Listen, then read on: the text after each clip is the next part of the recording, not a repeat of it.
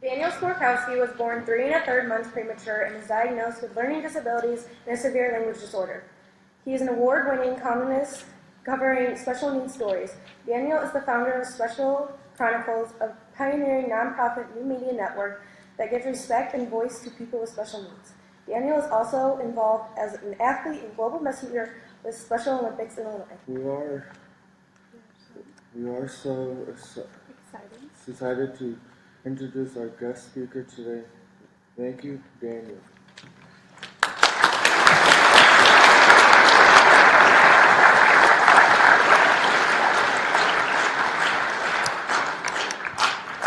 Good afternoon. My name is Daniel Smrokowski. Thank you for having me here today on today's Spread the Word to End the World Day, and for sharing my story of how the R word has affected me. I was born 3 1/3 months premature, like you just heard in my bio. I have a longer bio, but I covered the short one for you guys. 28 years ago, when I was much shorter than I am today, I weighed 2 pounds, but I drastically dropped down to less than a pound. Like you see behind me here in an incubator, like you just heard the story. Like you just heard in Skylar's story of her sister, Sadie. This was me 28 years ago. I was diagnosed with learning disabilities and a severe language disorder and developmental delays. How many of you have been called the R word or know someone who has? Most of you. So I was beaming with pride one morning in the spring of 2002. This was the best day so far of my 6th grade year. As I had just made the honor roll list for the first time. I was standing behind some of my peers who were not diagnosed with disabilities. The honor roll list had just been posted in the front lobby of the school, when all of a sudden something hit me like a brick. Why is that retard on the list? I heard a few of my peers say, not knowing who might be standing behind them. Because of these hurtful comments, I was shy among my peers for the rest of my junior high school days. The R word, as I'm sure you guys have heard, the word retarded is hate speech. It hurts, it's exclusive, it's offensive, and it's derogatory. This campaign that you guys all signed right behind here is for you to pledge to stop saying and using the R word as a starting point. So that pledge that you signed today is a starting point towards creating more accepting attitudes and communities for all people. Whoops. I forgot to advance the slides. So that's me in junior high in 6th grade.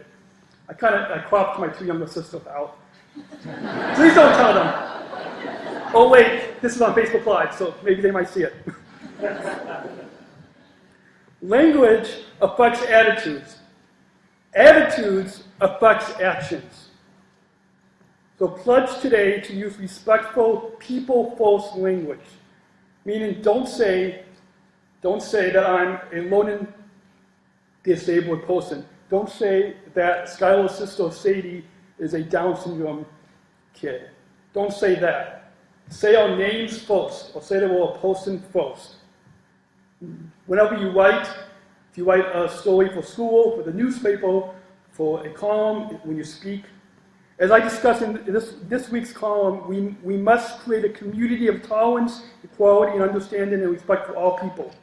Self-advocates like myself and so many others, and share our personally incredibly rich stories that provide the reason for you to pledge today, like you heard Skylar share today, as well as my story. Join me. Let's build a respectful world and take a stand for understanding and inclusion for those of us with special needs. Inclusion, not exclusion. So in high school and in junior high, one of my special ed teachers, when I was in school, and you guys will, some of you might not have even been born yet. That's aging myself. I had a lot of accommodations and support so similar to Ms. Baumgartner here. My teacher, Mrs. Philgren or Ms. Holy, had the similar job. So fast forward to today, 6 years ago, 5-6 years ago. December 2012, I graduated from Roosevelt University with a Bachelor of Arts degree in journalism.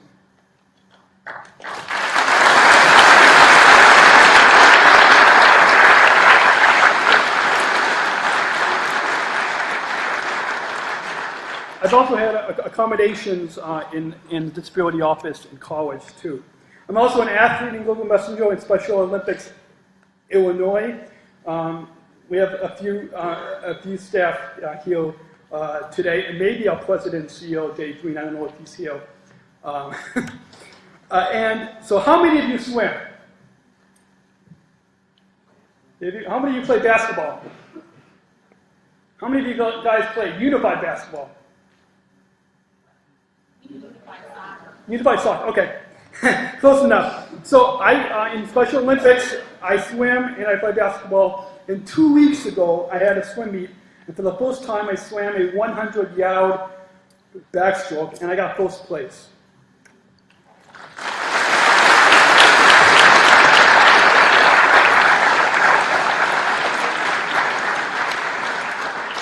So the hashtag that we have in Special Olympics Illinois, if you come out to any of our events or any of your Special Olympics events, you can use the hashtag #SoLimitless. So I founded, 9 years ago, I founded Special Chronicles. Our mission is giving respect and voice to people with special needs, and we're podcasting disability or disability stories from an insider's perspective. We're a nonprofit new media network, and you can listen online on specialchronicles.com/listen, or you can come join us on specialchronicles.com. And your teacher, Ms. Baumgartner, and a few of your other students have been on the show in the past. I forgot which episodes, because it's been like 9 years, but you can ask her, and I'm sure she'll tell you which episode that she was on. And for Special Chronicles, our hashtag is Special Chronicles. Tim Shriver Jr., his mom is Eunice Kennedy Shriver, who founded Special Olympics right here in Chicago in 1968.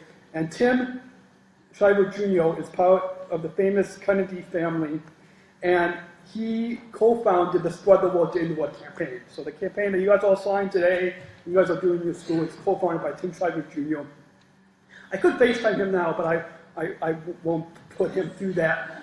But Tim was a guest on the show a few times, and he has a short endorsement message for Special Chronicles that I'll share. You guys get to hear from Timbo.